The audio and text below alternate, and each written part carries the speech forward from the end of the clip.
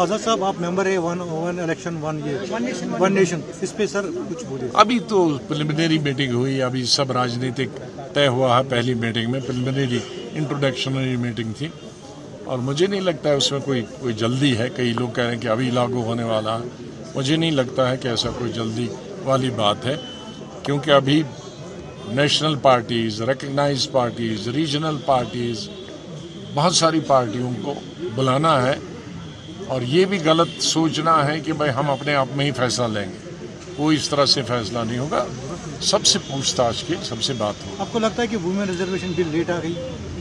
बहुत लेट नहीं, चलो लेट तो हुई है, तो 15-20 साल पहले आनी चाहिए थी, बल्कि 30 साल पहले आनी चाहिए। लेकिन आज के इस दौरान में इवन जब कोशिश भी पहले की गई तो एक पार्टी मानती थी। इवन यूपीए में जब हम लोगों ने लाया उस वक़्त भी हमारे अपने ही दल वाले उसके खिलाफ थे, तो यूनानिमिटी नहीं बनती थी। तो कम से कम एक चीज़ तो होगी कि अब यूनानिमिटी सब लोगों ने लोकसभा और राज्यसभा में मिल के इसको पास किया, तो इसलिए सरकार को भी बधाई और उन तमाम राजनीतिक दलों को भी, राजनीतिक पार्टियों को भी बधाई हो, चाहे वो नेशनल हो या रीजनल हो, कि जिन्होंने अपनी जिद पर वो अड़े नहीं रहे और इस दफ़ा उन्होंने मान लिया।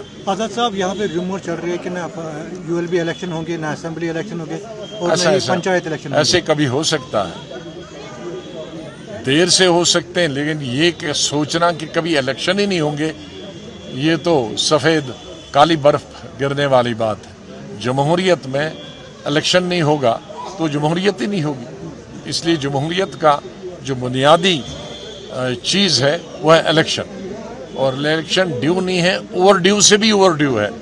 ये ज़रूरी है, ख़ास तौर से हमारे असेंबली के इलेक्शन। पार्लियामेंट के तो इलेक्शन होते ही आ रहे हैं, उसमें कोई दिक्कत नहीं हुई, लेकिन पार्लियामेंट के इलेक्शंस बहुत ही ज़रूरी है, क्योंकि उनमें तो बहुत अरसा हुआ। और इसी तरह से जो 3 टियर है, अब उसमें हमारे जो म्यूनसिपलिटीज़ हैं, कॉरपोरेशंस हैं और टाउन एरिया है उसके, और पंचायतों, इससे एक रेवोल्यूशन आया है इन पंचायत के इलेक्शनों से और कॉरपोरेशन और म्यूनसिपलिटी के इलेक्शनों से, टाउन एरिया के इलेक्शनों में, कि जो जमहूरियत है नीचे गाँव तक, जड़ तक, छोटे छोटे कस्बों तक पहुँची है और बहुत सारे लोगों को मौका मिला है काम करने का, अपने मुल्क की खिदमत कर रहे हैं। सियासी रास्ता तो पहले था ताकत का, लेकिन एक नया सियासी रास्ता जो महात्मा गांधी ने दिया वो है कि शांति से भी आप सत्ता में आ सकते हो। तलवार से ही ज़रूरी नहीं है, बंदूक से ही नहीं है, कत्लो गारत से ही नहीं आ सकते। तो ये एक नया फार्मूला महात्मा गांधी ने दुनिया में, हिंदुस्तान में अपनाया और उसके बाद बहुत सारे देशों में, साउथ अफ्रीका उसकी सबसे बड़ी मिसाल है, इसलिए अफ्रीकन में कई ममालिक हैं और कई ममालिक हैं जिन्होंने उसी रास्ते को अपनाया और आज वो आगे चल रहे हैं।